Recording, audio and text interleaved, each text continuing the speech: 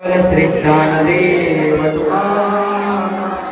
पंढरीनाथ भगवान की माऊली ज्ञानेश्वर महाराज की श्री शिवसंत मन्मथ स्वामी महाराज की श्री संत लक्ष्मण महाराज की श्री सुंदरेश्वर भगवान वक्रतुंड महाकाय सूर्यकोटि समप्रभा निर्विघ्नं कुरु मे देव सर्वकार्येषु सर्वदा। शांत बसा, जाग्यावर बसून घ्या। सर्वमंगलमांगल्ये शिवे सर्वार्थ साधिके शरण्ये त्र्यंबके गौरी नारायणी नमोस्तुते। मनोजवं मारुततुल्ययोगं जितेन्द्रियं बुद्धिमतां वरिष्ठं वातात्मजं वानरायुधमुख्यं श्रीरामदूतं शरणं प्रपद्ये। रामाय रामभद्राय रामचन्द्राय वेधसे रघुनाथाय नाथाय सीतायां पतये नमः। राधा मेरी स्वामिनी मैं राधे गोदास जन्म जन्म मोहे दीजिए राधे। श्री वृंदावन को निवास श्री वृंदावन को निवास। महायोग पीठे तटे भीमरथा वरं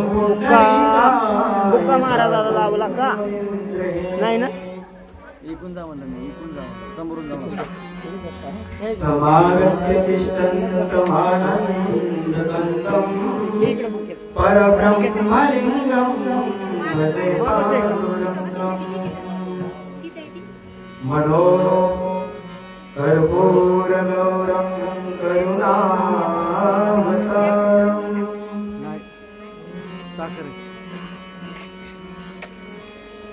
संसारसारं भुजगेन्द्रहारं सदा वसन्तं हृदयारविन्दे भवन् भवानी सहितं नमामि। गुरुर्ब्रह्मा गुरुर्विष्णु गुरुर्देवो महेश्वरः गुरु साक्षात् परब्रह्म तस्मै श्री गुरवे नमः। ओम नमः शिवाय ओम नमः शिवाय ओम नमः शिवाय। अखंड कोटि ब्रह्मांड नायक भगवान शिव परमात्मा जगदंबा माता पार्वतीला नमस्कार करो, गौरी पवित्र गणेशाला नमस्कार करो, गोदावरी मातेला नमस्कार करो, तुम्हा श्रोते जनांना नमस्कार करो। आजच्या 10व्या दिवसाच्या कथेला सुरुवात करत आहोत। सुंदरेश्वर भगवंताचं मंदिर आहे, गोदावरी मातेचा तट आणि अशा या सुंदर मंगलमयी प्रांगणामध्ये सुंदरेश्वराच्या श्री शिव महापुराण कथा आपण श्रवण करत आहात। 10 दिवस झाले महाराज, अनेक एक कथा आपण श्रवण करत करत त्या ठिकाणी भगवान त्या ठिकाणी भगवंताच्या कथा आपण पाहत आहोत। काल त्या ठिकाणी माता पार्वती चा अशा प्रकारे हिमालयाने मेनकाच्या पोटी अवतार धारण करणं हे पूर्वीपासूनच ठरलेलं होतं। कारण मेनका आणि हिमालयानं तसं भगवंताकडे गेलं होतं। नवे ज्या पितृगणांच्या 3 कन्या त्याच्यापैकीची एक मेनका त्याने तप करून जगदंबा माता सती आपल्या पोटी जन्माला यावी, नवे तिला अवतार माझ्या घरी घ्यावा हे काय प्रार्थना केली असताना, तप केला असताना भगवंताचा आशीर्वाद नवे माता सतीनेच एक इच्छा प्रकट केली आणि पुढे तो प्रसंग आपण पाहणार आहोत की किती भाग्य त्या हिमालयाचा आणि मेनकाचं की साक्षात भगवंताची अर्धांगिनी माता सती तिच्या पोटी जन्माला येणार आहे। कारण का भगवंत आपल्या पोटी जन्माला यावा, जगदंबा माता आपल्या पोटी जन्माला यावी हे भाग्याची गोष्ट आहे।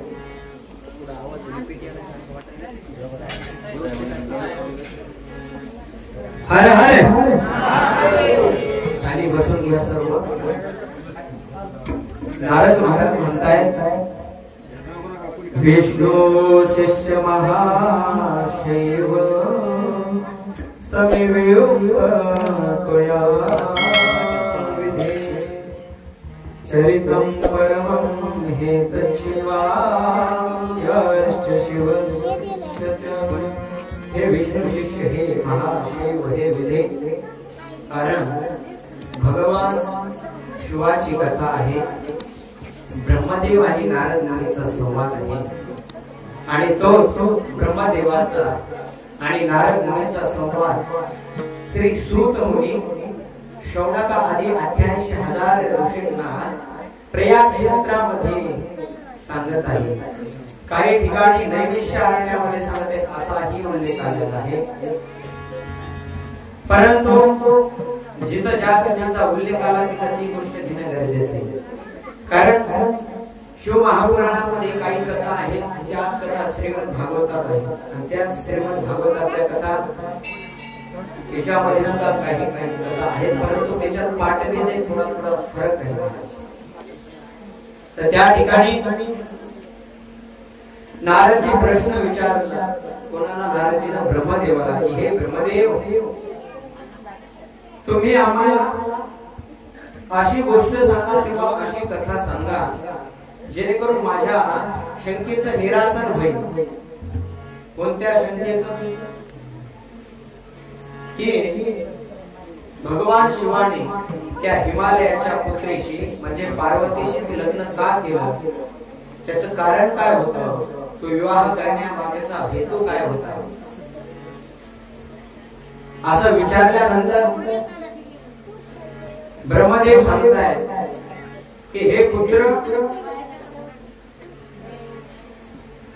तुम्ही ही गोष्ट समजून घेण्यासाठी महादेव आणि पार्वतीचा विवाह समजण्या अगोदर तुम्ही त्याच्या मागचं कारण जाणून घ्या की हा विवाह कशामुळे करावा लागला। त्याचं कारण असं आहे की तारकासुर नावाचा एक राक्षस होता, दैत्य होता आणि तो देव देवतांना त्रास देत होता आणि त्याला ब्रह्मदेवाचं वरदान होतं की तो भगवान भोलेनाथ शंकर यांचा जो पुत्र होईल त्याचं नाव महाराज आपल्याला सर्वांना ज्ञात आहे, कार्तिक स्वामी अशा प्रकारचा पुत्र होईल आणि त्याच्यापासूनच तुझा मृत्यू होईल, तोच तुझा वध करेल मग तो तारकासुर कोण त्या ठिकाणी सांगतायत की माझा पुत्र मरीची, त्याचा पुत्र कश्यप, त्याला 13 अशा प्रकारच्या स्त्रिया म्हणजे पत्नी होत्या, ज्या दक्षाच्या पुत्री होत्या 13, म्हणजे दक्षाला 60 पुत्री होत्या ना, त्याच्यापैकी 13 कोणाला दिल्या होत्या? कश्यपाला. आणि त्याचीच पत्नी मोठी दिती. अशा प्रकारे जिनं तप करून त्या ठिकाणी हिरण्यकश्यप, हिरण्याक्ष अशा प्रकारचे 2 पुत्र सुद्धा हे केले होते. त्याच्यानंतर नृसिंह भगवंतानी त्याचा वध केला, अशी एक कथा ब्रह्मदेव त्यांना सांगतायत. नंतर महाराज तिच्याच पुढे एक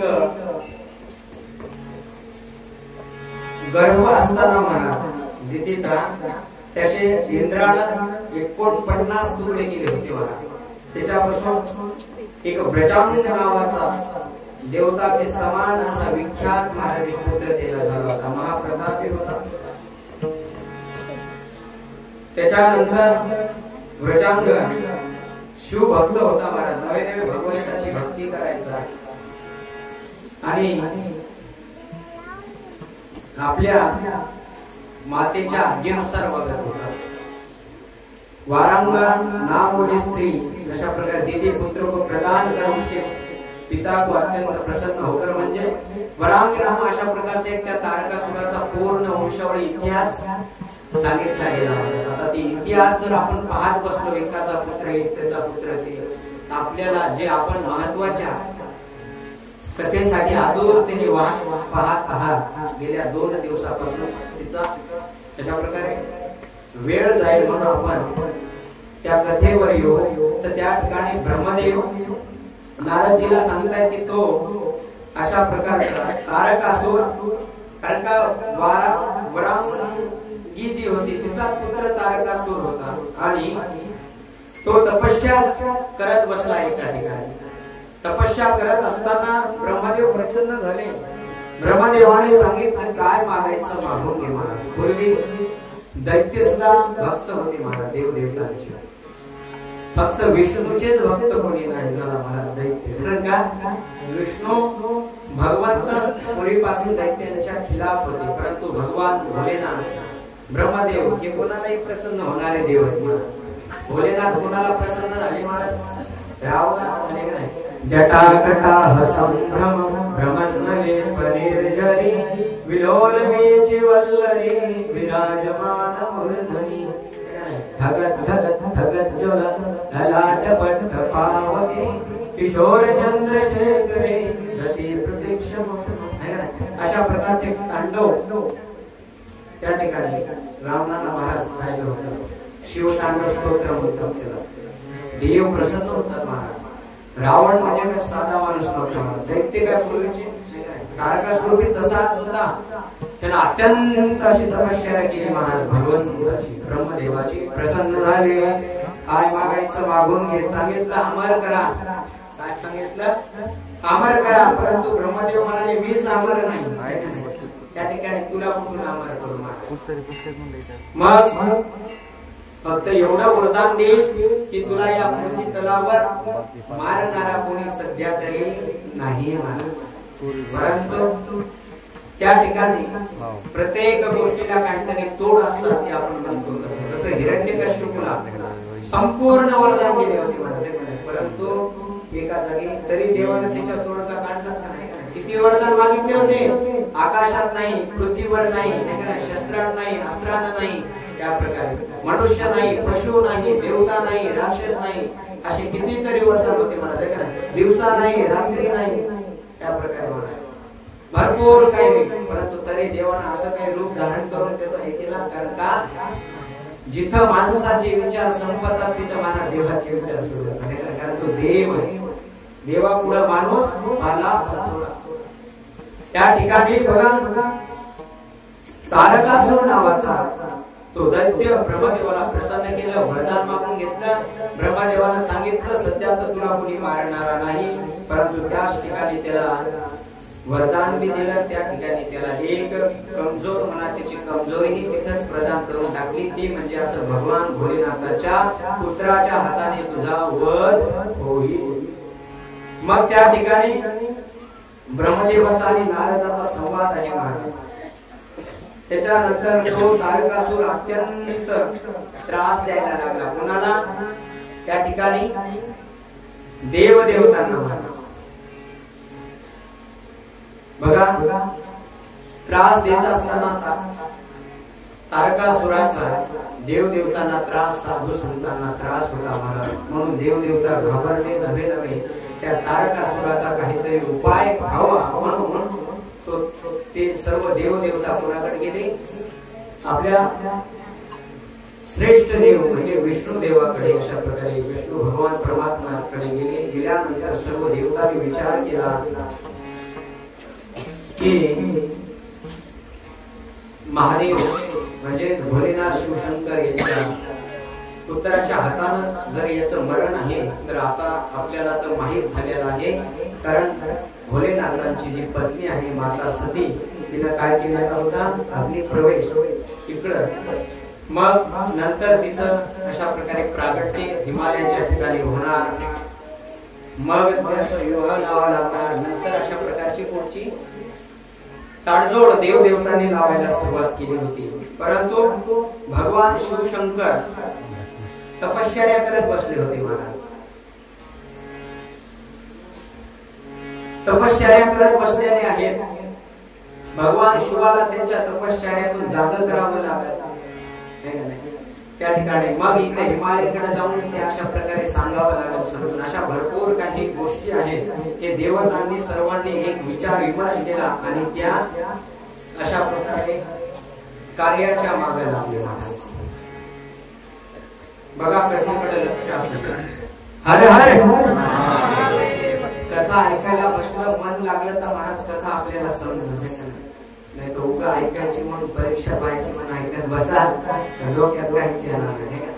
त्यामुळं वास्तविक पाहिलं तर भगवंताची कथा आहे, त्या ठिकाणी जितकं आपण वाचाल, जितकं श्रवण करा तितकं कमीच आहे। ब्रह्मदेव सांगतायत तत्र गत्वा स्मरो गर्वी शिव माया विमोहितः मोहकस मधोषवतो धर्म विस्तार यंस्थितः। शिवजी की माया से मोहित होकर अशा प्रकारे सर्व देव देवता नाही तर सर्वांनाच महाराज शिवजीची माया मोहित करणारी आहे। तरी पण भगवंताची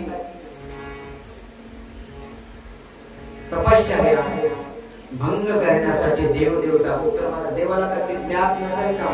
सर्व माहिती होतं। देवता सर्वजण कामदेवाकडे गेले, कामदेवाला विनवणी केली, तुम्ही काय करा, भोलेनाथ शंकराची तपश्चर्या भंग करा किंवा त्यांना विक्षेप करा, कारण त्यांना समाधीतून जागृत करायचंय, कारण पुढे भरपूर काही कार्य करायचं आहे आपल्याला।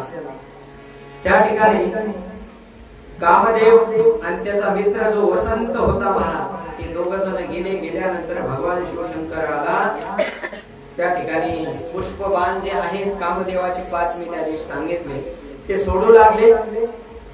परंतु ब्रह्म देव विष्णू देवदेवतांनी जे विचार केला होता की कामदेवाच्या बाणाने भगवान शिवशंकर विचलित होतील, परंतु ते काही झालं नाही। खूप प्रयास केला, त्याच्यानंतर रतीला बोलवण्यात आलं, कामदेवाच्या पत्नीला। मग सर्वांनी नृत्य करण्यात आलं। भगवान शिवशंकरांना महाराज क्रोध आला आणि क्रोध आल्यानंतर जेव्हा तिसरा नेत्र उघडला, कामाला भस्म करून टाकलं।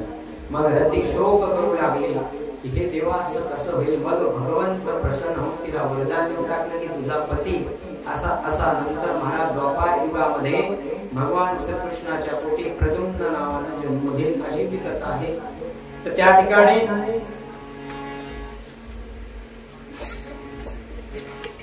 नंतर कामदेव तर भस्म झाले, रतीला महाराज अशा प्रकारे सात्वना दिली। कोणी? त्या ठिकाणी देवदेवतांनी, त्याच्यानंतर महादेवांनी। मग या इकडं म्हणजे हिमालय आणि मेनकाच्या घरी महाराज माता पार्वतीचं प्रागट्य झालं। झाल्यानंतर सुंदर असं रूप महाराज. आता ती साक्षात जगदंबा भवानी आहे महाराज. तिने अवतार घेतल्यानंतर तिचं रूप तर साधा असलं. सांगतायत की माता पार्वती जेव्हा 5-6 वर्षाची झाली तेव्हापासून तिला भगवान शिवाचं काय लागलं होतं, वेद लागलं होतं. नवे नवे भगवंत तिला दिसायचे, कारण का जन्मोजन्मीची ती भगवंताची काय अर्धांगिनी महाराज. ब्रह्मदेव सांगतायत एवं तपत्यां पार्वत्या शिव प्राप्त मुनीश्वरः चिरकालो व्यतिध्याय प्रादुर्भूतो हरो नहीं. हे मुनीश्वर, भगवान शिवाची प्राप्ती व्हावी म्हणून ते माता पार्वती सतत धडपडत राहायची. त्या ठिकाणी आपण पाहिलं की आता पुन्हा कथा, कारण याच्यामध्ये जेव्हा सूत महाराज शौनक आदी ऋषींना सांगतायत तीच कथा, हेच समाज ब्रह्मदेवाचा आणि नारदाचा सुद्धा सुरू आहे. तर त्या ठिकाणी पार्वती आपल्या पित्याच्या घरी, हिमालयाच्या घरी सुंदर असा राजमहाल आहे, 8 वर्षाची झाली. आणि त्या ठिकाणी राहत असताना एक दिवस आपल्या 2 सख्यांना घेऊन आपल्या पित्याकडे गेली आणि सांगितलं, हे पिताश्री, मला तो आराध्य भगवान शिव प्राप्त करायचा आहे. मग त्याच्यासाठी मला तपश्चर्या करणं गरजेचं आहे. परंतु हिमालय म्हणाले, तो भगवान शिव परमात्मा भल्या भल्यांना प्राप्त नाही झाला आहे का नाही, तुला काय प्राप्त होईल, म्हणून तू घरात राहूनच त्यांची आराधना कर. पण माता पार्वतीला ही गोष्ट पटली नाही. ती तिच्या आईकडे गेले आणि आईकडे जाऊन अशा प्रकारे प्रार्थना केली की हे माते, मला भगवान शिव शंकराची अशा प्रकारे काय करायची, प्राप्ती करायची आहे. असं ठरल्यानंतर आज्ञा दिली महाराज. दिल्यानंतर माता पार्वती भगवान शिव शंकराला प्राप्त करण्यासाठी वनामध्ये जाऊन अशा प्रकारची तपश्चर्या करू लागली. त्याच्यानंतर नारद महर्षी हिमालयाकडे आले. आल्यानंतर पार्वती मातेचं भविष्य सांगितलं त्यांनी की तुमची कन्या सुंदर आहे, सुशील आहे, नवे नवे तिला साक्षात परमेश्वर महादेव काय होणार आहे, पती स्वरूपात मिळणार आहे. परंतु एकच दुर्भाग्य आहे असं त्यांनी सांगलं महाराज. ते दुर्भाग्य नव्हतं, कुलक्षण नव्हते, ते सद्गुण होते भगवंताचे. पण आपल्या दृष्टीने ते कुलक्षण दिसतात. कोणते की नारदजींना भविष्य सांगतोडे असं सांगितलं की माता पार्वतीचा पती असा आहे, त्याला राहायला घर नाही, होणार ना बरं का. त्याच्या गळ्यामध्ये साप राहतील, मोठमोठ्या जटा राहतील, भस्म लावेल, मशानात राहील, असा शिवशंकर भोलेनाथ असेल. परंतु हिमालयाला चिंता वाटू लागली. परंतु नारदजींना सांगितलं की जरी कुलक्षण वाटत असले सामान्य दृष्टीनं, ते काय सदलक्षण आहे महाराज, कारण तो भगवान परमात्मा आहे. परंतु महाराज आई ती आई असती, मेनकाला चिंता वाटू लागली की असा जर पती मिळाला तर कसं काय होणार, म्हणून तिला ही चिंता वाटू लागली. पण एका दिवसाची गोष्ट, त्या तिघांना एकच स्वप्न पडलं की भगवान शिवशंकर अशा प्रकारचे आले. आल्यानंतर महाराज त्यांना दर्शन दिलं. अशी एक कथा आलेली आहे याच्यामध्ये की भगवान शिवशंकर त्या ठिकाणी येऊन त्या हिमालयाला दर्शन देतात. नवे नवे माता मेनकाला सुद्धा दर्शन त्या ठिकाणी शिवजी देत आहेत. ब्रह्म मुहूर्तामध्ये तिघांना हे स्वप्न पडलं आणि स्वप्न पडल्यानंतर हिमालय आणि मेनका यांचा संवाद चालू आहे की मला अशा प्रकारे देवाचा एक ब्रह्म मुहूर्तामध्ये काय झालं, अनुग्रह किंवा एक स्वप्न पडलं, सांगितलं. त्याच्यानंतर नारदजीला ब्रह्मदेव सांगतायत गतेषु देषु मुनिशस्तो लोक शंकर स्वयं परीक्षितो तपो देव्या यत्सूति कर प्रभो. हे नारद महर्षी त्या ठिकाणी नंतर सप्तऋषी मुनी वगैरे सर्व काही हिमालयाकडे गेले. गेल्यानंतर सर्व वृत्तांत सांगितलं महाराज. कोणाचा? भगवान शिवाचा. सांगितलं की अशा प्रकारे भगवान शिवशंकर तुमच्या मुलीसाठी योग्य आहे. त्याच्यानंतर महाराज नंतर प्रसन्न चित्त शिवजी, त्याच्यानंतर पण माता पार्वती कुठे आहे महाराज? तपश्चर्या करत बसलेली भगवान शिवशंकराची की तो पती मला मिळावा, भगवान शिवशंकर. मग सर्व मुनींनी अशा प्रकारे समजून सांगितलं. ब्रह्मदेवांनी, विष्णूंनी, नवे आदी देवतांनी कोणाला? हिमालयाला, माता मेनकाला. परंतु महादेव या ठिकाणी मला तपश्चर्यातून उठल्यानंतर माता पार्वतीशी तपश्चर्या करण्याकरता कुठे गेले महाराज? माता पार्वती जवळ गेले. परंतु जटाधारी एका ब्राह्मणाचा वेश धारण करून गेले महाराज शिवजी. आणि गेल्यानंतर त्या ठिकाणी भगवान शिवशंकर माता पार्वतीची एक प्रकारची म्हणजे परीक्षा पाहण्यासाठी त्या ठिकाणी गेले होते.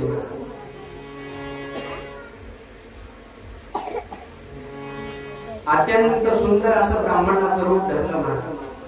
आणि त्या ठिकाणी माता पार्वतीला बोलू लागले की ज्याच्यासाठी तू तपश्चर्या करत बसली आहेस तो अशा प्रकारचा काय एक मशानामध्ये राहणार आहे. नवे नवे महाराज भरपूर काही निंदा करू लागले. कोण? साक्षात भगवान शिवशंकर स्वतःचीच.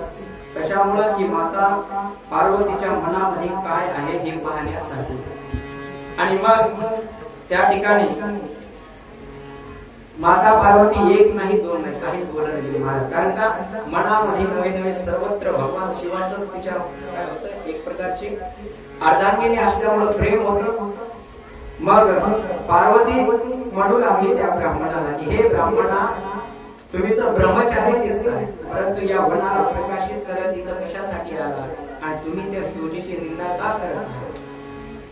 तर त्या ठिकाणी एवढंच नाही, तुम्ही कोण आहात आणि का त्या भगवान शिवशंकराची निंदा करता? एवढंच नाही, हे विप्र, मैं सावित्री होणार महालक्ष्मी और नहीं सरस्वती, मैं हिमालय की पुत्री हो और मेरा वर्तमान नाम पार्वती है. कारण का मी कोणी नाही म्हणले, मी कोण आहे?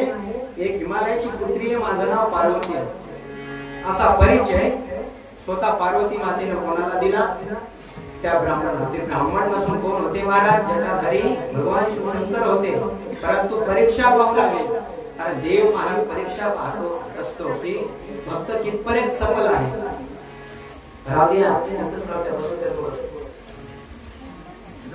त्या ठिकाणी तर अशा प्रकारचे दोघांची चर्चा चालू आहे. त्याच्यानंतर भरपूर भगवान शिवशंकराची निंदा केली, परंतु पार्वती मातेला काही फरक पडला नाही. कारण का तिच्या मनामध्ये भगवान भोलेनाथ बसलेले होते. पार्वती वाला परमेश्वर शिव की महत्व प्रतिपादन म्हणजे काय? साक्षात भगवान शिवशंकराची महती प्रतिपादन कोण केली? त्या ठिकाणी माता पार्वतीनं तेवढ्यामध्ये महाराज माता पार्वतीने भगवान शिवाची जेव्हा प्रार्थना केली, नवे नवे स्तुती केली, भगवान शिवशंकर हसले महाराज मनात आणि रूपामध्ये स्वतःच्या प्रकट झाले. बोले सुंदरेश्वर भगवान की जय. तर त्या ठिकाणी भरपूर काही दोघांचा संवाद झाला. त्याच्यानंतर ब्रह्मदेव सांगतायत की शिव और पार्वती का संवाद इतका मजेशीर होता. कारण का साक्षात जगदंबा पार्वती आणि भगवान शिवशंकराचा संवाद आहे महाराज. त्याच्यानंतर पार्वती मातेने भगवान शिवशंकराला प्रार्थना केली की हे शिवशंकर, हे भोलेनाथ, हे तुम्ही मला माझा पत्नी म्हणून काय करा, स्वीकार करा. अशा प्रकारची प्रार्थना केली. भगवान शिवशंकराला माहित होतं महाराज ते होणारच होतं, तरी पण भगवंताची प्रार्थना तिने केली. केल्यानंतर या ठिकाणी नंतर अंतर्धान झाले माता पार्वती. अशा प्रकारे घरी आली. घरी आल्यानंतर भगवान शिवशंकरानं सांगितलं चिंता करू नको, इकडे हिमालय आणि मेनका अशा प्रकारे चिंता दूर होते महाराज की आपल्या पुत्रीचा विवाह करायचा आहे. कारण त्या ठिकाणी असं त्यांना स्वप्नामध्ये सुद्धा तो व्रतांत भगवान शिवानी एक प्रकारचा सांगितला होता नव्हे. त्यानंतर महाराज जे सर्व खटाटोप कोणाचा होता? देवदेवतांचा. कारण का तारकासुराचा त्रास कोणाला होता? सर्व देवतांना. म्हणून लग्नाची गडबड कोणाला होती? महादेव पार्वतीला नव्हती, कोणाला? देवतांनाच होती. कारण का त्या तारकासुराचा वध करायचा होता. आणि आता मी पाहतो नवरदेव नवरीला गडबड जास्त नसते, वरात मंडळीला जास्त गडबड असते. अरे अरे जास्त कोणतेच. तर त्या ठिकाणी मग त्या हिमालय आणि मेनकाकडे भगवान शिवाचं महत्व प्रतिपादन करण्यासाठी सप्त ऋषी गेले महाराज. गेल्यानंतर नवे नवे शिवलीला अमृत तुम्ही वाचलं असेल तर त्याच्यामध्ये इतकं सुंदर वर्णन आलेलं आहे महाराज की बघा सर्व जे सप्त ऋषी होते, देवदेवता होते महाराज, कुठे गेले होते? त्या ठिकाणी हिमालयाला आणि त्या मेनकाला सांगण्यासाठी नवे नवे त्या ठिकाणी म्हणतायत की इकडं जी कुमारी होती पार्वती तप करी जेवणी, शिव तेथे गेला पटुवेश धरुणी, गायनाच्या छंदे करुणी, पुसे भवानी प्रतिदेवा. अशा प्रकारचे त्याच्यानंतर महाराज सुंदर अशा प्रकारे भगवान महादेवाचा आणि पार्वतीचा विवाह लागावा म्हणून सप्त ऋषी देव देवता सर्व काही महाराज खटाटोप करत होते. त्याच्यानंतर भगवंताला प्रार्थनाच केलेली होती माता पार्वतीने. त्या संवाद मध्ये बोलते वेळेस काय प्रार्थना केली होती महाराज? शिव म्हणे ते समयी प्रसन्न झालो मागलवलाही, अंबिका म्हणे ठाव देई अर्धांगी तुझ्या जगदात्मा. आहे का नाही? अर्धांगी तुझ्या जगदात्मा. मग भगवान शिवशंकर म्हणतात अवश्य म्हणून त्रिपुरारी कैलासासी गेला ते अवसरे, पितृसदनात झडकरी गेली ते नवा जगदंबा. त्या विद्याच्या ठिकाणी गेली आणि मग इकडं मग सप्त ऋषी ते वेळी शिव हिमाचळा पाठविली. हिम नगे ते आदरे पुजिले शिवडो शिवोपचारी करो मिया. काय का नाही? त्याच्यानंतर भगवान शिव शंकरासाठी नवरे पाहायचं काम कोण केलेलं आहे महाराज?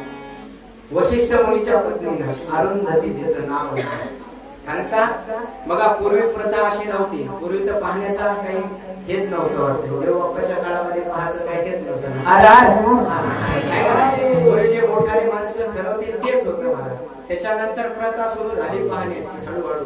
मग आता तर अशी प्रथा सुरू झाली की आता स्त्रिया सुद्धा सोबत पाहायला जात नाही. फक्त भगवान शिवशंकराच्या त्याच्यामध्ये भगवान शिवशंकर पाहायला गेले नाही. कोण गेलं होतं? वशिष्ठ मुनीची पत्नी जिचं नाव अरुंधती आहे महाराज. आणि गेली त्या ठिकाणी वर्णन केलेलं आहे अरुंधतीने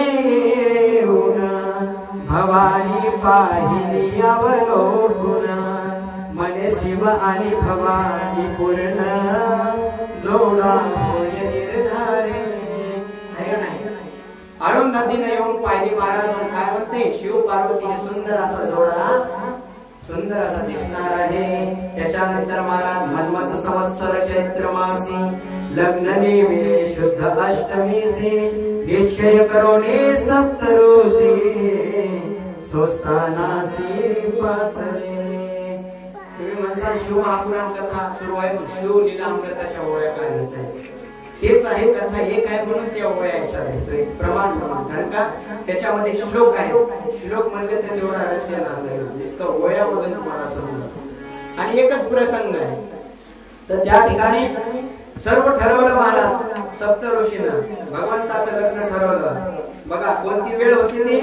मन्मथ संवत्सर चैत्र मासी लग्न नेमिले शुद्ध अष्टमीशी आणि निश्चय करून सप्त ऋषी स्थानाशी पातळे.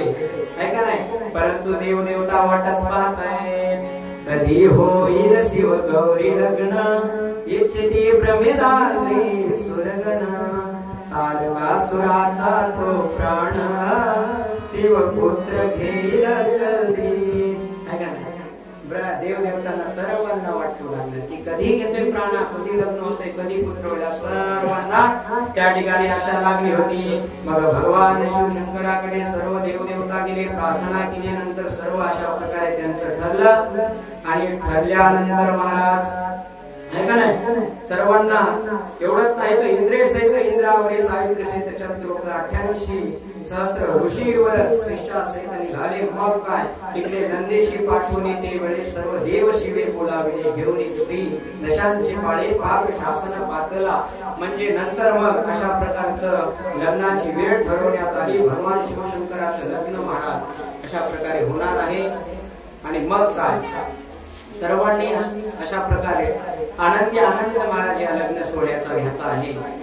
नेमण्याला आहे शिव पार्वती आणि मग भगवान शिवशंकर भोलेनाथला अशा प्रकारे सर्व देवदेवतांनी सज्ज केले. इकडे आता आपल्याला कुठे जायचे म्हणजे वरात मग त्या ठिकाणी देवाची वरात ठेवा काही काय म्हणतात वरात मंडळी ना. वरात मंडळी घेऊन कुठे जायचे हिमालयाच्या घराकडे त्या ठिकाणी महाराज. आणि मग भोलेनाथासोबत सर्व मंडळी तयार करण्यात आली.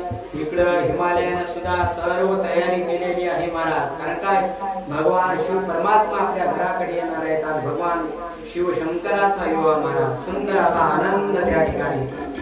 मग काय एवढंच नाही तर या लग्नासाठी आमंत्रण कोणाला दिलं महाराज? देव देवता ऋषीवर सर्वांना आमंत्रण दिलेलं आहे महाराज. एवढंच नाही तर ज्यांना ज्यांना आमंत्रण भेटलं ते लगेच वाहने घेऊन कुठे निघाले हिमालयाच्या याच्याकडे. आपुलाल्या वाहनी बैसून लोकपाल निघाले संपूर्ण नवग्रहास्त नायिकादी करुण किन्नर गंधर्व सर्व. कुठं सर्व गंधर्व किन्नर देव देवता भगवंताच्या लग्न सोहळ्यासाठी आतुर झालेले आहेत. लावा देवी आता सुरुवात करा. तर त्या ठिकाणी महाराज हर हर आणि मग सुंदर असं वातावरण आहे महाराज.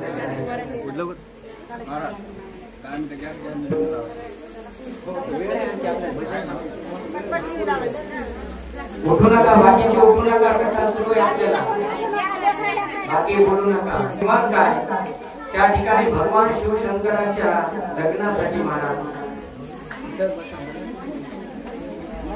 तर मग निघालेले महाराज. बाकी कोणी उठू नका. बाचाले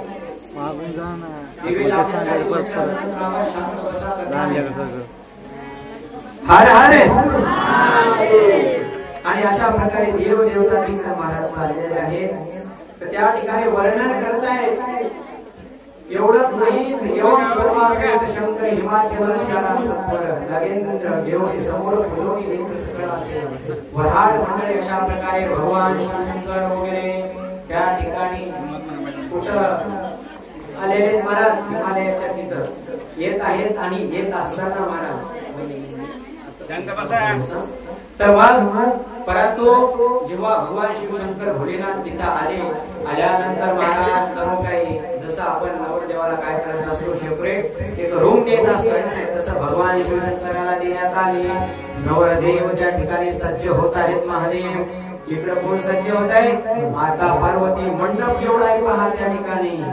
10,000 योजने मंडप उभविला जाचे तेज अमोप सुवर्ण सदने दे दिव्य जानवशासी दिधने. सुंदर अशा प्रकारे मग जसं नवरदेवाच्या जवळचे मित्र वगैरे भेटायला येतात नवरदेवा तसं महादेवाच्या सुद्धा जवळचे येऊ लागले महाराज. आणि कुठं जाऊ लागले विचारू लागले. नवरदेवाचं मेकअप रूम कुठे जायचे महाराज विचारायचे. देवाच्या हातात हात द्यायचे. असं का नाही पाया पडायचे. सुंदर रूप पाहायचे. काही काही मग पार्वतीकडच्या ज्या सख्या होत्या त्या जाऊन पाहून यायच्या. कसा नवरदेव पाहून येऊ द्या. पाहता क्षणी काय म्हणायच्या? शिवस्वरूप पाहता समस्त वराडी होती विस्मित. एक म्हणती व्रत बहुत पुराण पुरुषाला. त्या ठिकाणी कोणी म्हणायला खूपच व्रत आहे. कोणी म्हणायला अरे बाप झाली आहे असं वर्णन करून माता पार्वतीला सांगते. काही काही जवळच्या होत्या म्हणजे तुला हेच मिळाला होता काय हा सुंदर मला चर्चा चालू आहे आणि मग काय सुंदर सजत आहेत, महादेव सजत आहेत, इकडे माता पार्वती, मग मेहंदीचा कार्यक्रम सुरू झालेला आहे आणि मेहंदीचा कार्यक्रम सुरू झाल्यानंतर माता पार्वती म्हणू लागली, आओ मेरे सखिया मुझे मेहंदी लगा दो, मेहंदी लगा दो, मुझे शिव सुंदर की दुल्हन बना दो। मेहंदी लावली भगवान नावाच्या शिवाची आणि लावल्यानंतर त्या ठिकाणी माता पार्वती सुद्धा म्हणते, हो मैंने मेहंदी लगाई रे शिव नाम, टाळी टाळी टाळी एक टाळी, रे शिव नाम, मैंने मेहंदी लगाई रे शिव नाम की, मैंने मेहंदी लगाई रे शिव नाम की। ओ मैंने टाळी टाळी हाथ उठा के जय जय भोलेनाथ।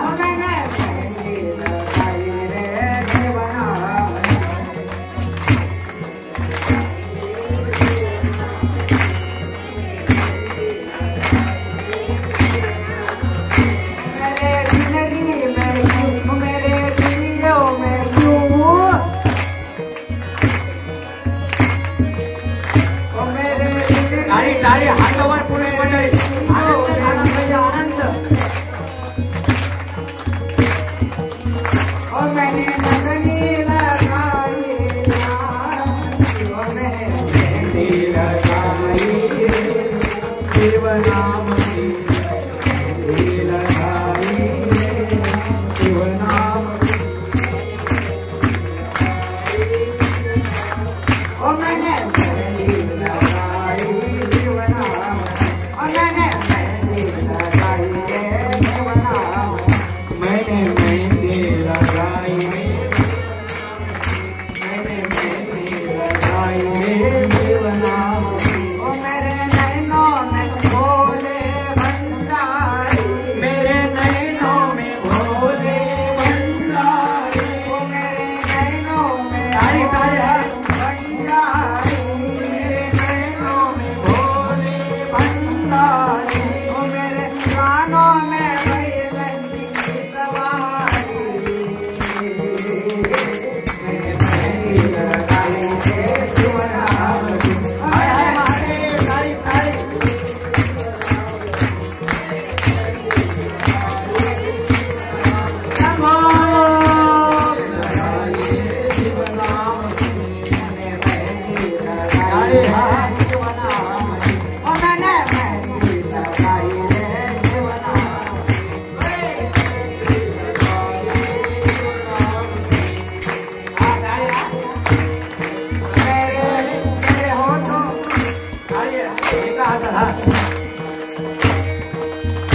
भगवान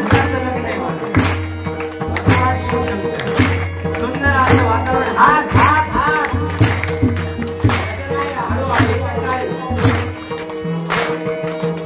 त्यांना हात हात वर करा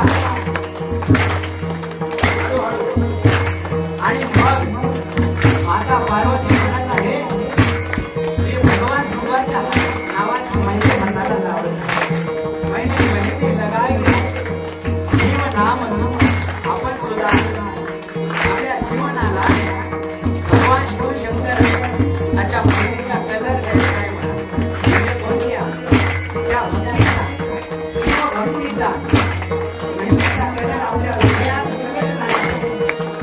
भगवान